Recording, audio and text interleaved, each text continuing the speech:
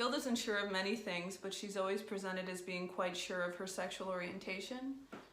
Gilda being a lesbian is as much a fact to her as the fact that one day she will die is. It's just sort of the unquestionable reality of her circumstance.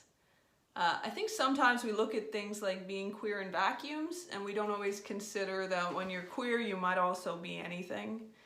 And those other parts of you sort of interact with your queerness. So this book, for example, looks at what it's like to be both morbidly anxious and queer.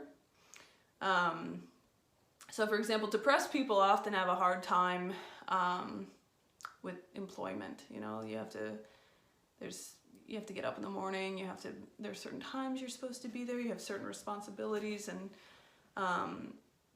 and so Gilda struggles with that, and she finds this job at a Catholic church where, on top of those sort of standard difficulties that depressed people have with employment, she also has to carry the mental load of hiding parts of herself in order to stay employed.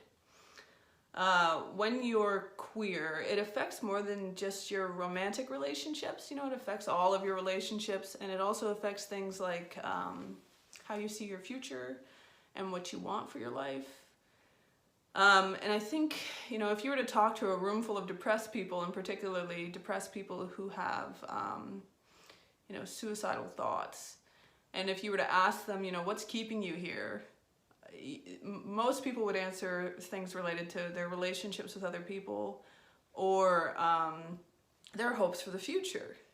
And both of those things are really affected by your queerness. So anyways, I wanted Gilda to sort of shed light on what the experience of being both very anxious and depressed and queer is like.